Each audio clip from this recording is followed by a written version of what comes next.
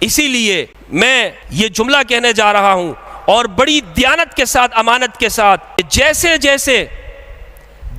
جیسے آئے روز میں اہل سنت کو پڑھتا جاتا ہوں، سنیت کو پڑھتا ہوں، واللہ باللہ شیعت کے قریب ہوتا جاتا ہوں۔ امام صادق، امام کاظم، موسیٰ الکاظم، یہ گھر والے بتا سکتے ہیں کہ اس آیت کا کیا مفہوم ہے، اس حدیث کا کیا مفہوم ہے، یہ تفسیر کیا کہتی ہے، قرآن کیا کہتا ہے، حدیث کیا کہتی ہے۔ امام اعظم امام جعفر الصادق علیہ السلام، بعض حضرات وہ اس جملے کو سمجھ نہیں پاتے کہ کتنے بڑے امام تھے یہ۔ ابو حنیفہ نہیں ہو سکتے کہ جب تک محمد الباقر کا تقدس اور ان کی عظمت کا اقرار نہ کر لے۔ کہا کہ وہ کیسے ابو حنیفہ امام صادق کے شاگرد ہو سکتے، وہ تو ہم عصر ہے۔ شبلی نعمانی نے بڑا ایمان افروز جملہ لکھتے ہوئے کہا کہ صاحب البیت ادری بما فیہ، یہ دین ابو حنیفہ کے گھر سے نہیں نکلا، یہ دین امام صادق کے گھر سے آیا ہے۔ الحمدللہ رب العالمین والصلاة والسلام على سید الانبیاء والمرسلین وآلہ الطیبین الطاہرین المطہرین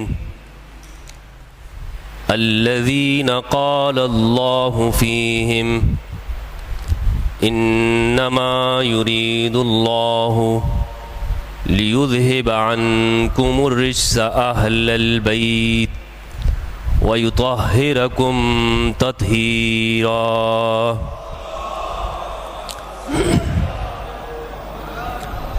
لقد قال الله تبارك وتعالى في محكم كتابه أعوذ بالله من الشيطان الرجيم بسم اللہ الرحمن الرحیم سبحان ربک رب العزت عما یصفون وسلام علی المرسلین والحمد للہ رب العالمین۔ صلوات۔ اللہم صل علی محمد وآل محمد، اللہم صل علی محمد وآل محمد۔ نہایت ہی واجب الاحترام ذی قدر احباب، میرے نوجوان دوستو، ساتھیو، السلام علیکم ورحمۃ اللہ وبرکاتہ۔ 1447 ہجری کا آغاز ہوا چاہتا ہے، بلکہ ہم داخل ہو چکے ہیں اور بزم حسینی کے دروازے کھل چکے ہیں۔ خالق دنہال کی عظیم الشان تاریخ اس بات کی گواہ ہے کہ یہاں پر ہر متلاشیان حق، ٹروتھ سیکرز اور مذہب و مسلک کے تفرقے کے بغیر یہاں اس کے دروازے ہر ایک کے لیے بلا رنگ نسل مذہب کے کھلے ہیں، اور یہاں کی تاریخ ہے کہ خالق دنہال نے وطن عزیز پاکستان کی ہر نوع کو یکجا کیا ہے،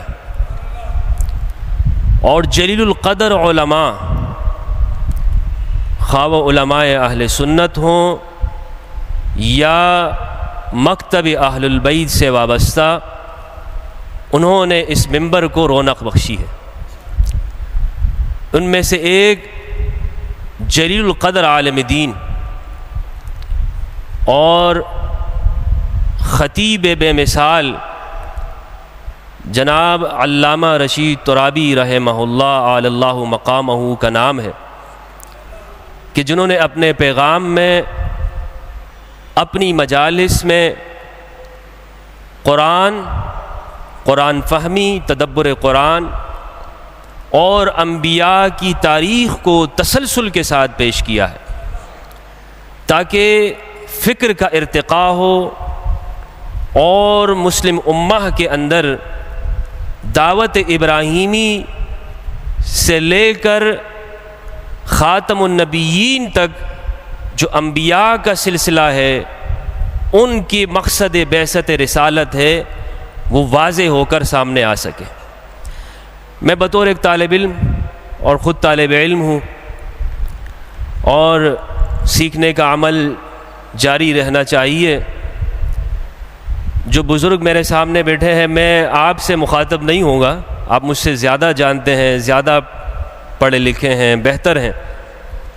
جو نوجوان ہیں، جو بچے ہیں، ان سے میں مخاطب ہوں گا، اور کوشش یہ کروں گا کہ قرآن مجید میں اتر کر قرآن مجید کو ٹھہر کر رک کر سمجھنے کی کوشش کریں کہ قرآن، جیسا کہ ہمارا موضوع ہے تعظیم خداوندی، کہ خدا کی تعظیم کا حقیقی مفہوم کیا ہے، اور یہ عظمت خداوندی ہمیں قرآن مجید کی روشنی میں انبیاء کے تسلسل کے ساتھ کربلا تک کیسے نظر آتی ہے۔ یعنی کربلا کے ہر شہید، ہر سجدہ اور ہر شجاع کی تلوار کی گھنج میں تعظیم خداوندی ہے، تعظیم خداوندی۔ سبحان الذی اسری بعبدہ لیلا من المسجد الحرام الی المسجد الاقصی۔ سبحان، سورہ بنی اسرائیل یا سورہ اسراء قرآن مجید کا ترتیب تلاوت کے اعتبار سے 17واں سورہ ہے، اور یہ جو سبحان ہے قرآن مجید میں 45 مقامات پر آیا ہے، اور اس صورت میں 3 جگہ کے اوپر ہے۔ سبحان مقام تنزیہ ہے، پاک ہے وہ ذات۔ قرآن مجید کا آغاز دیکھیں کہ قرآن مجید نے سورہ اسراء کے آغاز میں یہ نہیں کہا جیسے سورہ اخلاص میں ہے قل هو اللہ احد، اے حبیب، اے پیارے، آپ فرما دیجئے کہ اللہ ایک ہے۔ ایسا نہیں فرمایا، بلکہ انداز بدل دیا۔ کیوں بدل دیا؟ اس لیے کہ تعظیم خداوندی سمجھانا چاہتا ہے، توحید نہیں، تعظیم خداوندی۔ سورہ اخلاص کا موضوع توحید خداوندی، اور سورہ اسراء کے اندر تعظیم خداوندی۔ تعظیم خداوندی، خدا کی عظمت، اس کے مقام اور رفعت، وہ کیا ہے؟ فرمایا کہ اسے سب سے الگ سمجھو، پاک ہے وہ۔ سبحان ربک رب العزت عما یصفون، جو تم توصیف کرتے ہو خدا کی، جو تم حلیہ بیان کرتے ہو خدا کا، اس سے وہ پاک ہے۔ جس طرح تم نے اپنی عقل سے سمجھنے کی کوشش کی ہے، اور جو تم نے خدا کے بارے میں کہا ہے کہ خدا تو ایسا ہے، خدا کا یہ حلیہ ہے، اللہ کی وہ تجسیم سے باہر نکالنا چاہتا ہے قرآن، اور کہتا ہے سبحان، سبحان اللہ، پاک ہے وہ رب، وہ ہر طرح کی۔ اسی لیے اس کو کہتے ہیں مقام تنزیہ۔ مقام تنزیہ یہ ہے کہ جیسے ہر شعر کا یا ہر غزل کا ہر ایک سبجیکٹ کا عنوان ہوتا ہے، ہمیں باہر سے دیکھ کر ہی معلوم ہو جاتا ہے کہ اس پوری گفتگو کے اندر کیا بات کہی گئی ہے۔ ایک لفظ سے ٹیگ لائن ہوتی ہے، پتہ چل جاتا ہے کہ بھائی اب اس پورے مقالے کے اندر کیا بات کہی گئی ہے، کیا ڈسکشن ہو رہی ہے۔ سبحان، جیسے قرآن مجید کا 9واں سورہ ہے سورہ برات۔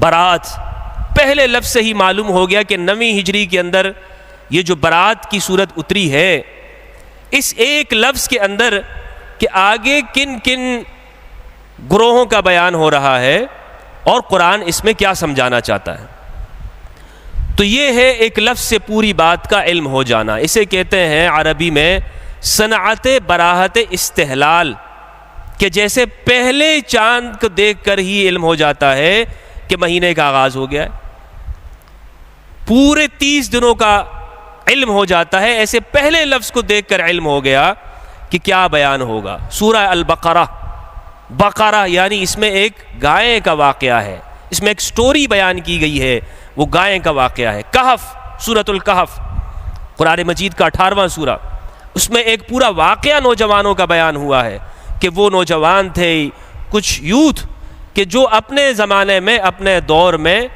کلمہ حق کے لیے انہوں نے ایک بہترین، ایک پیسفل پلیس چن لیا کہ ہم یہاں بیٹھ کر اپنے اس دور کے اندر جو گفتگو ہے اس کی ڈسکشن کرنا چاہیں گے، اس کو سمجھنا چاہتے ہیں کہ حالات کیا ہیں، اس کے تقاضے کیا ہیں، گفتگو کیسے ہونی چاہیے، دلائل کیا ہونے چاہیے۔ تو یہ ہے ایک لفظ سے علم ہو گیا۔ انسان کو اور حیوان کو کیا چیز ممتاز کرتی ہے؟ انسان بھی ایک اینیمل ہے، حیوان ہے،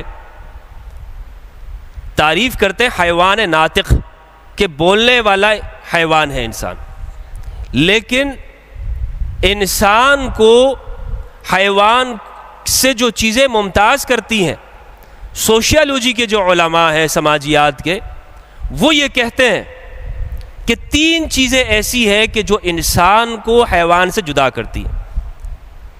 جب انہوں نے تجزیہ کیا، غور کیا، ایک بات ہے انسان کی الرأی الکلی، دوسری چیز ہے الظرافہ، تیسری چیز ہے انسان کے اندر مادہ ایجاد اور تقلید۔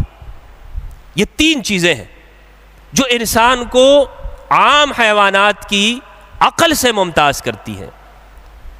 الرأی الکلی کہ انسان صرف اپنے لیے نہیں سوچتا، معاشرے کے لیے بھی سوچتا ہے۔ انسان اپنے لیے ہی صرف جد و جہد نہیں کرتا، الرأی الکلی اس کے اندر پایا جاتا ہے کہ وہ یہ چاہتا ہے کہ میرا قوم، میرا قبیلہ وہ سروائیو کرے، وہ محفوظ ہوں، ان کے لیے بھی وہ گھر بناتا ہے، ان کے لیے بھی وہ انتظام کرتا ہے، زندگی گزارتا ہے اور محنت کرتا ہے، الرأی الکلی۔ لیکن اس میں عقل کے ساتھ وہ یہ دیکھتا ہے کہ صرف یہ نہیں کہ میرا ہی کام ہو جائے باقی سارے چلے جائیں، وہ کہتا ہے نہیں، جہاں میں اپنے لیے بہتر کر رہا ہوں تو وہاں پر میں اپنے لوگوں کا بھی خیال کروں گا، جو میرے ساتھ جڑے ہوئے ہیں، جو میرے ساتھ تعلق ہے یا جو میرے ارد گرد معاشرے میں رہتے ہیں۔ یہ انسان کی رأی کلی۔ اور دوسری چیز ہے انسان کے اندر ظرافت۔ انسان ایک چیز پر تکیہ نہیں کر جاتا بلکہ آگے سٹیپ لیتا اور بڑھتا ہے۔ مثلا انسان اچھی سے اچھی کی تلاش میں رہتا ہے، ایک نعمت حاصل ہو گئی، اب وہ کہتا ہے جناب مجھے تھوڑا اور آگے جا کر ایڈوانس ہونا چاہیے، اور آگے بڑھنا چاہیے۔ گرمی سے بچاؤ کے لیے پنکھے کی مشین ایجاد کر دی، تھوڑے اور وسائل آئے تو کہا کہ جناب اس کا شور بھی نہیں ہونا چاہیے، تو انہوں نے اے سی لے آئے۔ آگے چلے گئے جناب تو انورٹر آ گئے۔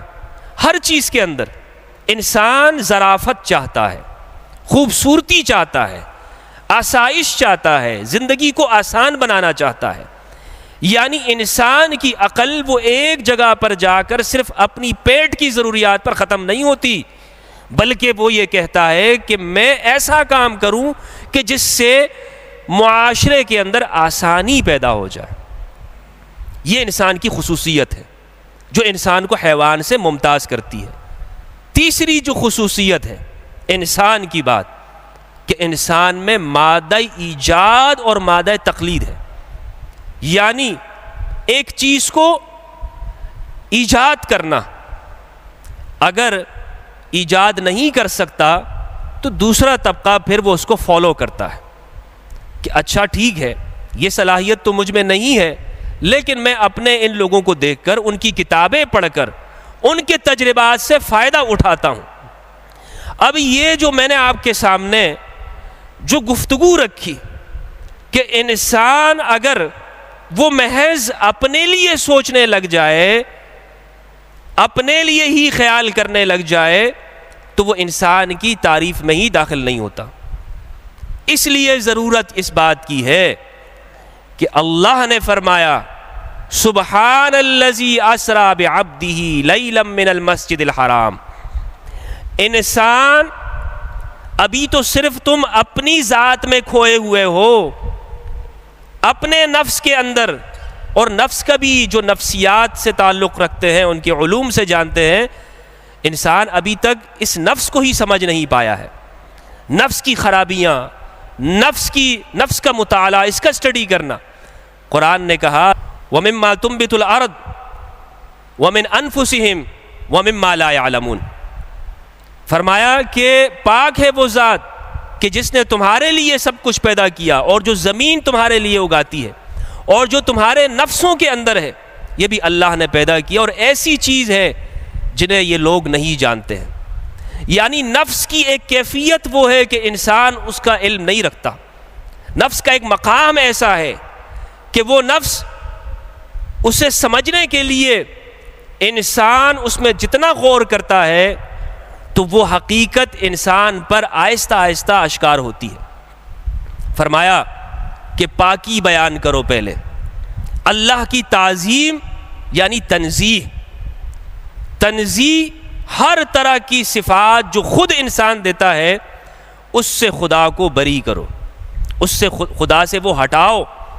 یعنی مقام تنزیہ اگر ہمیں سمجھ میں آتا ہے تو مقام عرفان تک پہنچیں گے۔ مقام عرفان یعنی معرفت کا درجہ تب بلند ہوگا کہ جب تنزیہ سمجھ میں آئے گی۔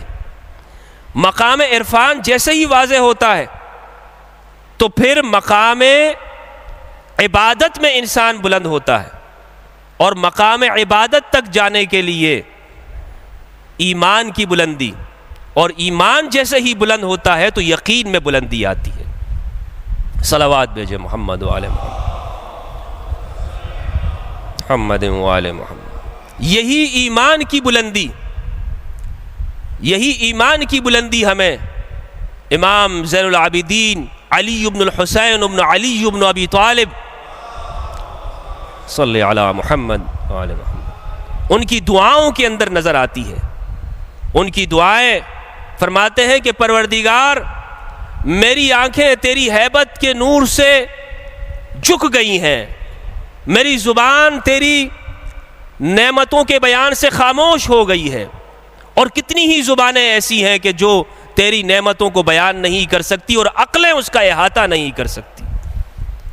امام صادق علیہ السلام وصلی علی محمد وآل محمد، امام اعظم امام جعفر الصادق علیہ السلام، بعض حضرات وہ اس جملے کو سمجھ نہیں پاتے کہ کتنے بڑے امام تھے یہ۔ امام ابو حنیفہ جن کی زندگی کے اندر 2 سال پی ایچ ڈی کرنے والے ہیں امام صادق کے پاس بیٹھ کر، جب کوفہ کے اندر ابن حبیرہ نے ابو حنیفہ کے اوپر پابندی لگائی کہ تم یہاں نہیں رہ سکتے، تو ابو حنیفہ کہاں جا کے گئے تھے؟ 5 سال مدینہ میں گزارا۔ جب بنو عباس کے ابو جعفر صفا آتے ہیں تو پھر اس کے بعد وہ مدینہ بغداد کے اندر آئے ہیں۔ تو ایک پوری تاریخ ہے۔ ابو حنیفہ اسپیشلائزیشن کرنے کے لیے امام باقر کی یونیورسٹی کے اندر انہوں نے باقاعدہ ایڈمیشن لیا۔ امام محمد الباقر علیہ السلام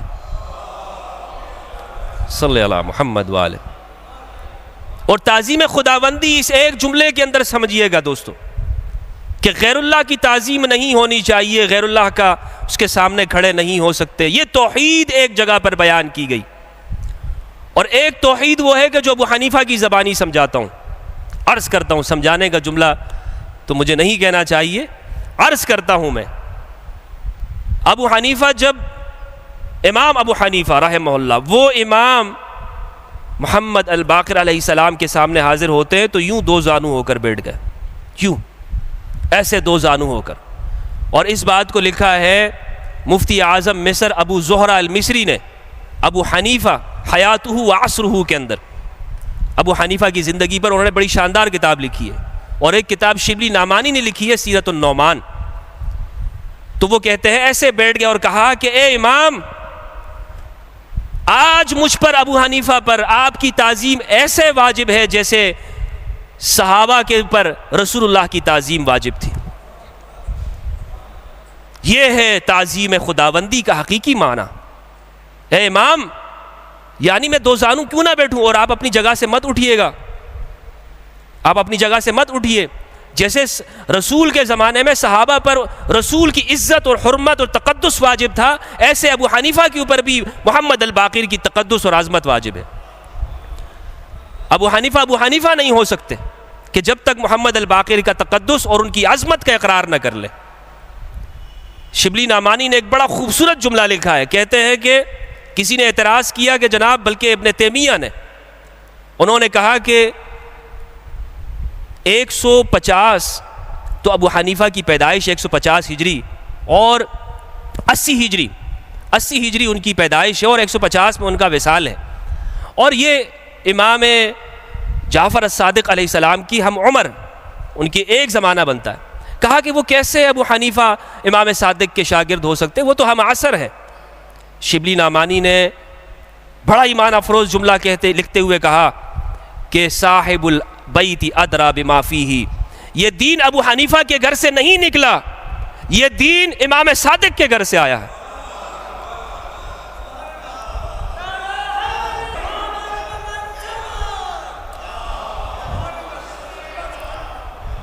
یہ دین امام باقر کے گھر کا ہے، یہ دین امام زین العابدین کا ہے، یہ دین امام صادق، امام کاظم، موسیٰ الکاظم، یہ گھر والے بتا سکتے ہیں کہ اس آیت کا کیا مفہوم ہے، اس حدیث کا کیا مفہوم ہے، یہ تفسیر کیا کہتی ہے، قرآن کیا کہتا ہے، حدیث کیا کہتی ہے۔ ابو حنیفہ تو اس گھر کے جوتے اٹھانے والے ہیں۔ اسی لیے میں یہ جملہ کہنے جا رہا ہوں اور بڑی دیانت کے ساتھ، امانت کے ساتھ یہ جملہ عرض کرنے جا رہا ہوں کہ جیسے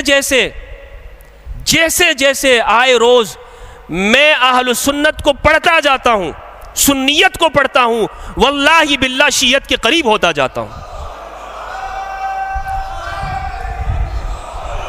یہ سنی شیعہ کا کوئی جھگڑا نہیں ہے، یہ سنی شیعہ کے کوئی مسئلہ نہیں ہے کہ جو ہمارے وطن عزیز کے اندر یہاں پر ہم نے اس کو بنا لیا۔ خدا سلامت رکھے ایسے لوگوں کو کہ جو اتحاد کی بات کرتے ہیں۔ اور علامہ رشید تراوی علی اللہ مقامہ، انہوں نے اتحاد بین المسلمین کے لیے جو خدمات سر انجام دی، ان کا ایک جملہ میں یہاں پر آپ کے سامنے عرض کرتا ہوں۔ وہ فرماتے ہیں کہ یہ شام غریبہ کی مجلس میں پڑھوں یا ہمارے بھائی پڑھیں، بھائی ذکر حسین ہونا چاہیے۔ اصل بات تو ذکر حسین ہے کہ جس جگہ پر بھی آج بھی وطن عزیز کے اندر، کراچی میں، پورے پاکستان میں ذکر امام حسین ہو رہا ہے، خواہ کسی بھی نام سے ہو، کسی بھی نام سے کیا جائے، مقصد کیا ہے کہ کربلا کے ساتھ جڑ جانا، مقصد کیا ہے کہ قرآن اور عطرت کے ساتھ جڑ جانا۔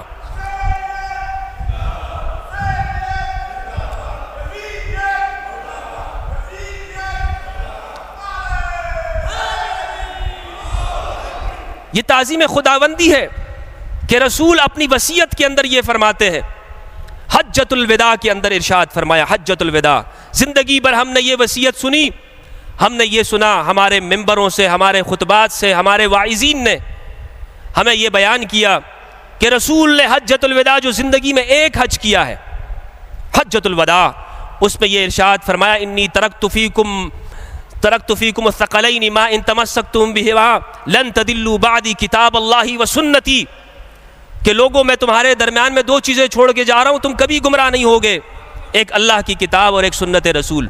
زندگی بھر ہم نے یہ سنا ہے، ہم نے یہی سنا ہے نا، لیکن یہ ہماری اہل سنت والجماعت کی صحاح کی کتابوں میں سے جو 6 صحاح ستہ ہے، بخاری، مسلم، ترمذی، ابن ماجہ، نسائی، ابو داود، مسند احمد بن حنبل، مصنف ابن ابی شیبہ، مصنف عبد الرزاق، صحیح ابن حبان، صحیح ابن خزیمہ، واللہ اللہ ایک بھی ان صحاح کی کتابوں کے اندر یہ روایت نہیں ہے۔ اس کو نقل کرنے والے صرف اور صرف امام مالک نے اپنی موطا میں نقل کیا ہے، اور وہ بھی بغیر سند کے۔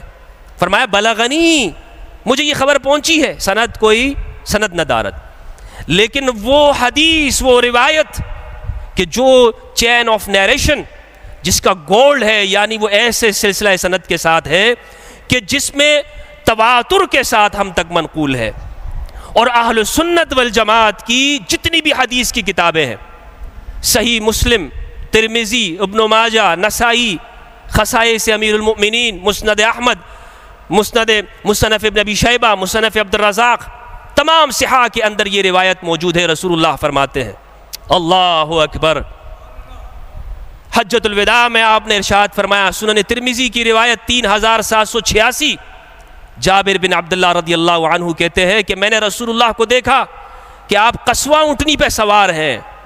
قصوہ وہی اونٹنی جس میں علی صفین میں بھی تھے، قصوہ اونٹنی پہ سوار ہے، اور آپ نے ارشاد فرمایا، اے میرے صحابہ، 1,24,000 صحابہ کرام رضوان اللہ علیہم کا مجمع ہے، میں تمہیں ہدایت کی گارنٹی دے کر جا رہا ہوں، میں تمہیں ایک ایسا فارمولہ دے کر جا رہا ہوں کہ تم کبھی بھی ہدایت سے نہیں بھٹکو گے، میں تمہیں ایک ایسی ضمانت دے کر جا رہا ہوں کہ جو تمہارے لیے کھرے کھوٹے کو ایک دوسرے سے جدا کر دے گی، کہ جو تمہیں بتا دے گی کہ حق کیا ہے اور باطل کیا ہے، سچائی کیا ہے اور جھوٹ کیا ہے، دیانت کیا ہے اور خیانت کیا ہے۔ میرے صحابہ، تم کبھی بھی اپنے رستے سے نہیں بھٹکو گے۔ فرمایا، ایک ہے اللہ کی کتاب اور دوسری ہے عطرتی اہل بیتی، اللہ کی کتاب اور میری عطرت یعنی اہل البیت، یہ دونوں ایک دوسرے کے ساتھ ساتھ ہیں یہاں تک کہ حوض کوثر پر میرے پاس آ جائیں گے۔ یہ سنن ترمذی میں، صحیح مسلم میں فرماتے ہیں، 6225 روایت، رسول اللہ نے فرمایا، اے میرے صحابہ، قریب ہے کہ میں تمہیں چھوڑ کے چلا جاؤں، قریب ہے کہ میں تمہیں الوداع کہہ دوں، مجھے معلوم ہے کہ میں جا رہا ہوں، لیکن میں تمہیں ایسے نہیں چھوڑ کے جا رہا ہوں۔ اے میرے صحابہ، میں تمہیں بیار و مددگار نہیں چھوڑ کے جاؤں گا، میں رحمت للعالمین ہوں، تمہیں ہدایت کی ضمانت دے کر جاؤں گا۔ زید بن ارقم رضی اللہ عنہ کہتے ہیں کہ آپ نے فرمایا غدیر خم کے مقام پر کہ میں ایسی گرا قدر چیز چھوڑ کے جا رہا ہوں کہ جو ثقلین ہے، اور بعض روایات کے اندر مسند احمد میں ہے خلیفتین ہے، 2 خلیفہ چھوڑ کے جا رہا ہوں۔ چھوڑ دو سنی اور شیعہ کی بحثیں، آئیے سنیت کی طرف آتے ہیں۔ اہل البیت یہ نہ سنیوں کے ہیں نہ شیعہ کے، کل انسانیت کے ہیں۔ رسول نے ضمانت دی ہے، فرمایا کہ ایک قرآن اور دوسرے اہل البیت، جب تک تم ان کے ساتھ چلو گے ہدایت کے اوپر چلو گے، تو کیوں نہ پھر رسول کے جانے کے بعد میں اہل البیت کو دیکھوں کہ علی کہاں پر کھڑے ہیں، کیوں نہ میں دیکھوں کہ سیدہ زہرا کہاں پہ کھڑی ہیں، کیوں نہ میں دیکھوں کہ پھر امام حسن کہاں پہ کھڑے ہیں، کیوں نہ میں دیکھوں کہ حسین کس سمت کے اندر ہے۔ یعنی جو اہل البیت کا موقف ہے وہی ایمان ہے، تعظیم خداوندی۔ یہ جو سورہ اسراء ہے، اس کا جو شان نزول ہے یہ بھی سمجھنا ضروری ہے۔ ہمارے ہاں تو اب ایک یہ بحث ہو گئی ہے کہ قرآن کی تفسیر بھی، وہ کہتے ہیں کہ جناب قرآن مجید کو یہ کس کا حق ہے کہ وہ قرآن کو بیان کرے، رسول بیان کریں گے یا نہیں کریں گے؟ ضرورت اس امر کی انشاءاللہ اس پر ہم گفتگو کریں گے کہ قرآن کی تفسیر کا ماخذ کیا ہوگا، کس کا حق ہے کہ وہ قرآن کی تفسیر کرے گا۔ قرآن سمجھ سب سکتے ہیں، ہر انسان۔ ایک بات یہ بھی کہی جاتی ہے کہ جناب قرآن کو ترجمے سے مت پڑھو، گمراہ ہو جاؤ گے، اس کی تشریح مت پڑھو، تم بھٹک جاؤ گے۔ حالانکہ قرآن سمجھنے کے لیے، فہم کے لیے، افلا یتدبرون القرآن ام علی قلوب اقفالها، یہ قرآن میں تدبر کیوں نہیں کرتے؟ کیا ان کے دلوں پر تالے لگ گئے ہیں؟ ہر بندہ قرآن میں تدبر کرے۔ یہ صرف مولوی کی اجارہ داری نہیں ہے کہ مولوی صاحب ہی قرآن میں تدبر کرے گا، قرآن کو سمجھے گا، لیکن قرآن سے استدلال، حق اور باطل کی پہچان، اريد ان آمر بالمعروف وانہا عن المنکر انی لم اخرج اشرا ولا بطرا ولا ظالما ولا مفسدا۔ یہ معرکہ جب قرآن کے ساتھ قرآن میں آئے گا تو پھر دیکھنا ہوگا کہ امام کہاں پر ہے، پھر یہ دیکھنا ہوگا کہ امام کس سمت میں ہے، امام کی تعلیمات کیا ہے، امام کیا کہہ رہا ہے۔ اس موقع پر یہ نہیں ہے کہ امام کہتے ہیں کہ جنگ ہونی ہے اور مقتدی صاحب کہیں گے کہ نہیں جی ہم صلح کریں گے۔ امام کہتے ہیں ہم نے صلح کرنی ہے، مقتدی صاحب کیا کہتے ہیں؟ نہیں ہم تو جنگ کریں گے. نہیں، جیسے امام کہہ رہے ہیں ویسے ہی پھر ہوگا. تو ہمیں یہ بات نظر آتی ہے. اور یہاں پر تو معاملہ یہ ہو گیا ہے کہ چھوٹی چھوٹی باتوں پر ہمارے ہاں تعصب ایسا برتا گیا کہ کہہ دیا گیا جناب اگر یہ آپ یہ بات کرتے ہیں تو آپ تو رافضی ہیں. آپ کیا ہیں؟ رافضی ہیں. ذہبی نے ہمارے جلیل القدر علماء میں سے ہیں، میزان الاعتدال جو کہ جس میں جو راوی ہیں ان کو جمع کیا گیا ہے اور ان کی حالات زندگی، ان کا ڈیٹا وہ اکٹھا کیا گیا اور پیش کیا گیا ہے کہ یہ کیسے فرد تھے، یہ کیسے تھے، ان کا کیا بزنس تھا، یہ کیا کیا کرتے تھے، تاکہ ہمیں معلوم ہو سکے کہ بھائی ان سے روایت لینی ہے یا نہیں لینی. پتہ تو چلے کہ معاش کا ذریعہ کیا تھا، پتہ تو چلے کہ جناب زندگی میں کہاں عمل کیا کرتے تھے. اس میں وہ ایک بات لکھتے ہیں یحییٰ ابن حسین العلوی کے حوالے سے. یہ یحییٰ ابن حسین العلوی ایک ایسے راوی ہیں کہ جن کی روایتیں سنی شیعہ دونوں کتابوں میں ہیں. ذہبی لکھتے ہیں کہ یہ شخص چونکہ ربنا وجعلنا مسلمین لک ومن ذریتنا امتا مسلمتا لک، اس آیت سے دعائے ابراہیمی سے یہ استدلال کیا کرتے تھے کہ ابراہیم نے یہ دعا کی تھی پروردگار ہمیں تیرا مسلمان بنا دینا، اور اے پروردگار ہماری ذریت میں سے ایک جماعت مسلمان رکھنا. دعائے ابراہیمی مستجاب ہے، مستجاب الدعوات تھے آپ. تو ان کی نسل جو ابراہیم سے محمد بن عبداللہ صلوات اللہ علیہ ان تک جو پہنچی ہے. یحییٰ ابن حسین علوی کہتے ہیں کہ اس آیت سے استدلال کرتے ہوئے مجھے قرآن سے یہ بات سمجھ میں آئی ہے کہ آپ کے ابوین کریمین مسلمان تھے. آپ کے ابوین کریمین مسلمان تھے. آپ کے والد، آپ کے دادا وہ ابراہیم کی نسل میں سے. تو ذہبی نے وہاں ریمارکس دیے ہیں رافضی. رافضی کیوں؟ اس لیے کہ یہ عقیدہ رکھتا ہے کہ ابوین کریمین مسلمان ہیں. خلافت کا مسئلہ نہیں ہے، بنی ہاشم کا مسئلہ ہے. معاملہ بہت آگے تک جاتا ہے. خلافت تو جب امیر المؤمنین امام علی علیہ السلام، اللہم صلی علی محمد وآل محمد، ان کا عمل ہمیں کیا بتاتا ہے کہ اصل جو معاملات ہیں وہ دور تلک جاتے ہیں. اور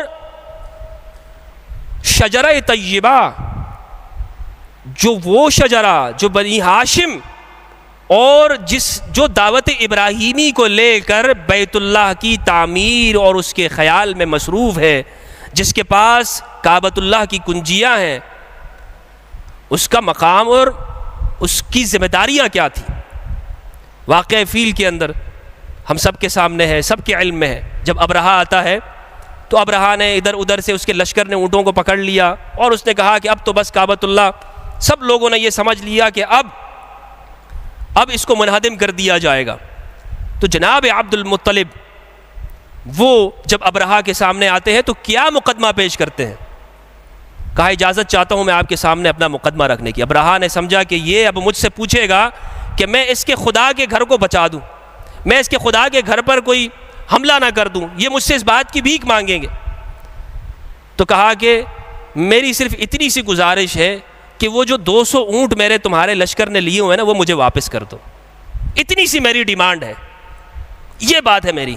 تو کہا کہ بھائی ہم تو آپ کو بڑے دانا سمجھے تھے، آپ کو بڑے عقل مند سمجھے تھے کہ آپ سردار مکہ ہیں اور آپ یہ ہم سے درخواست کریں گے کہ ہم آپ کے کعبہ کو جو تاریخی شہر ہے کچھ نہ کہیں. آپ کی مذہبی حالت یہ ہے کہ آپ یہاں پر آ کر اپنے مال کی فکر کر رہے ہیں. تو جناب عبد المطلب نے فرمایا ان للکعبۃ ربا یحمیہ، کعبہ کا ایک رب ہے وہی اس کا دفاع کرے گا. کعبہ کا جو رب ہے وہ اس کا دفاع کرے گا، میری ذمہ داری تو میرے مال کا دفاع کرنا. یہ ایمان کی وہ کیفیت ہے کہ جہاں پر پہنچنے کے لیے جب یہ کہتے ہیں نا کہ جناب دنیا کو حاصل مت کرو، دنیا تو کوئی چیز نہیں ہے، جناب زندگی تو ایسے گزارنی چاہیے درویشوں کی طرح، جناب پھٹے پرانی حالت، کیفیت یہ ہو، یہ بات اسے کرتے ہوئے اچھی لگتی ہے کہ جو تنزیہ خداوندی کو سمجھ جاتا ہے، معرفت خداوندی کو سمجھ جاتا ہے، خدا کی محبت اس کے دل میں ایسی ہوتی ہے کہ جیسے امام فرماتے ہیں کہ جب خدا کی محبت دل میں آتی ہے تو پھر دنیا ذرے کی طرح اس کی حیثیت ہوتی ہے. یعنی فقر اختیاری، فقر اضطراری نہیں کہ اضطرار کی حالت میں بندے کے پاس ویسے ہی کچھ نہیں ہے، بندہ ویسے ہی گنگلا ہو چکا ہے اور ایسا ہو چکا ہے کہ اس کے پاس بیچارے کے پاس کچھ نہیں ہے، اور وہ کہتا ہے جناب میں تو بڑا درویش آدمی ہوں، میں تو توکل کرتا ہوں، صبح نہ کچھ کھاتا ہوں نہ دوپہر کو کچھ کھاتا ہوں. بھئی آپ کے پاس کچھ ہے ہی نہیں. ایک وہ ہے کہ جو بنو ہاشم کا بھی سردار ہو جناب ابو طالب اور علی بن ابی طالب، لیکن پھر وہ شخص، وہ ذات، وہ بھی صبر کرتا رہے اور وہ یہ کہے کہ کھانے کے لیے بھی اگر کچھ ہو تو وہ سب کو دینے کے بعد وہ خود بھوکا رہ جائے. جناب علی، جناب بنی ہاشم اپنے وقت کے سرداران، مال و دولت کے حساب سے جو ان کی حیثیت، مقام و مرتبہ تھا، آج اگر ہم ان کی دولت کا اندازہ لگائیں تو ایسی کوئی شخصیت پاکستان میں نہیں ہے کہ جو ان کی تونگری کے اندر ان کا مقابلہ کر سکتی ہو. یہ میں باقاعدہ پروف کے ساتھ آپ کو دکھا سکتا ہوں کہ امیر المؤمنین علی بن ابی طالب علیہ السلام، ان کی مال و دولت، امام حسن کی مال و دولت، جناب ابو طالب کا ترکہ، جناب عبد المطلب کا ترکہ، آج جو ایسٹیمیٹ اس کا لگایا جائے تو جس جگہ پر ان کا ہے وہ کسی کے پاس نہیں ہے. لیکن اس کے باوجود ہمیں وہ درویشی میں نظر آتے ہیں، انکساری میں نظر آتے ہیں، عجز کے اندر، خدا کی محبت کے اندر ڈوبے ہوئے، اور یہ کہتے ہوئے کہ پروردگار تیری نعمتوں کا کوئی شکر ادا نہیں کر سکتا اور عقل اس کا احاطہ نہیں کر سکتی. یہی تعظیم خداوندی ہے جو ہمیں کربلا میں نظر آتی ہے. حسین کا پیغام یہی تھا، حسین منی وانا من الحسین، حسین مجھ سے اور میں حسین سے ہوں. یعنی یہ حسین دنیا کو میرا تعارف کرائے گا. جب بھی حسین کے معرکے کو لوگ یاد کریں گے، لوگ محمد کو یاد کریں گے. جب بھی نواسے کو یاد کیا جائے گا، نانا کا ذکر ہوگا. جہاں بھی حسین کی قربانی ذکر ہوگی تو نبی محمد صلی اللہ علیہ وآلہ وسلم کو، ان کی تاریخ کو یاد کیا جائے گا. اسامہ بن زید کہتے ہیں کہ میں ایک تپتا ہوا ماحول تھا، میں نے رسالت مآب کے دروازے پہ دستک دی، تو ایسے میں جب آپ حاضر ہوئے تو آپ مسکرا رہے تھے اور آپ کے ہاتھوں میں عبا کے اندر ایک چیز تھی. میں نے پوچھا یا رسول اللہ اس میں کیا ہے؟ آپ نے فرمایا میری بیٹی کے 2 بیٹے ہیں اس میں. حسین منی وانا من الحسین. بخاری اور مسلم الادب المفرد کی روایت ہے، صحیح روایت براء بن عازب سے. بدری صحابی ہیں براء بن عازب، کہتے ہیں کہ ہم نے دیکھا کہ رسول اللہ جب نماز میں سجدے میں ہوتے تھے تو ایسے میں حسین وہ دوڑ کر آتے اور آپ کے کندھوں پہ چڑھ جایا کرتے تھے اور آپ سجدے کو طول دیا کرتے تھے، اور ہم نے دیکھا کہ آپ نے ان کو اپنے کندھوں سے ہٹایا نہیں، اس لیے کہ حسین رسول کے، نبی کے پیغام کو آگے بڑھائیں گے. دوستو، کربلا کے یہ ایام یہ یاد دلاتے ہیں کہ حسین کی جو قربانی ہے، وہ قربانی وہ کسی خاص مسلک اور رنگ کے لوگوں کے لیے نہیں ہے، وہ ہر مظلوم کے لیے، ہر انسان کے لیے ہے کہ آج جو بھی اسے یاد کرتا ہے اس کی آنکھوں سے اشک آتے ہیں، اس کی آنکھوں سے اشک بہنے لگ جاتے ہیں. 28 رجب کو جب مدینہ امام نے چھوڑا ہے تو امام نے تعظیم خداوندی کا لوگوں کے سامنے وہ عملی ثبوت پیش کیا ہے کہ تم اپنی توحید جو پیش کرتے رہو پیش کرنا، تم اپنی جس طرح کی بھی عقل سے توحید پیش کرو گے، لیکن حسین کی توحید تو یہ ہے کہ خدا کی بارگاہ میں جانے سے پہلے نانا کی بارگاہ میں حاضر ہونا چاہتا ہے۔ نانا کی بارگاہ میں حاضر ہو کر کیا فرمایا؟ وہاں سلام کیا، وہاں سے اجازت چاہی۔ اور اسی طرح ہمیں نظر آتا ہے کہ امام زین العابدین علیہ السلام جب مسلم بن عقبہ، مصرف بن عقبہ ان کو کہتے ہیں، انہوں نے بلایا یزید کی بیعت کے لیے، تو جانے سے پہلے اپنے جد کی قبر کے اوپر حاضر ہوتے ہیں۔ امام حسین نے جب سفر کی تیاری کر لی دوستو، تو سب سے کہا کہ جب سوار ہوئے، سب اپنی اپنی سواریاں برابر کر لیں، تو حسین کی سواری اس کا رکاب تھامے ہوئے ہیں ابو الفضل عباس، ان کے حوالے کیا اور کہا کہ عباس دیکھ لو کہ کوئی رہ تو نہیں گیا ہے۔ یعنی تعظیم خداوندی کا وہ مقام کہ جہاں پر مال اور دولت کے ساتھ ساتھ اپنا پورا کنبہ اللہ کے حضور قربان کرنے کے لیے جا رہے ہیں۔ اور اتنے میں آواز آتی ہے، جب عباس پیچھے مڑ کے دیکھتے ہیں تو والدہ کی طرف سے آواز آئی، کہا کہ عباس اکیلے کہاں جا رہے ہو؟ میں نے ساری زندگی فاطمہ کی کنیزی میں بسر کی ہے، اکیلے مت جانا، اپنے تینوں بھائیوں کو ساتھ لے جانا۔ اللہ اکبر! یہ ام البنین کی قربانی ہے، یہ حسین کے خاندان کی قربانی ہے کہ جہاں پر ایک جانب قریش کے بنو امیہ ہیں اور دوسری جانب بنی ہاشم کے یہ چراغ ہیں کہ جو یہاں سے کربلا کی جانب روانہ ہو رہے ہیں۔ اور دوستو کیا لکھا تھا امام نے خط کے اندر، وصیت کیا ارشاد کی، وصیت کیا لکھی محمد بن الحنفیہ کو؟ طبری میں بھی یہ ہے اور یہ بہار الانوار کی بھی ہے، اس لیے میں یعنی یہ مشترکہ حوالہ ہے۔ فرمایا انی لم اخرج عشرا ولا بطرا ولا ظالما ولا مفسدا انما خرجت لطلب الاصلاح في دين جدي، انما خرجت لطلب الاصلاح في امة جدي واسير بسيرة جدي وسيرة ابي علي بن ابي طالب، فمن قبل عني بالحق فالله اولى بالحق ومن رغب عن هذا ومن رغب عن ذلك فاللہ خیر الحاکمین، کہ میں نہ ظلم کے ارادے سے نکل رہا ہوں، نہ کسی شر کے ارادے سے، اور نہ ہی حد سے تجاوز کرنے کے لیے، بلکہ میں اس لیے نکل رہا ہوں کہ میں اپنے نانا کی امت میں اصلاح کر سکوں۔ ارید ان آمر بالمعروف وانہی عن المنکر، میں خیر کی بات کروں، برائی سے روکوں۔ اور فرمایا کہ جس نے مجھ سے اس کو قبول کر لیا اس نے حق کو قبول کر لیا، اور جس نے مجھے چھوڑ دیا اس نے حق کو چھوڑ دیا۔ اور میں اللہ سے یہ دعا کرتا ہوں کہ مجھ میں اور اس ظالموں میں جدائی کر دے۔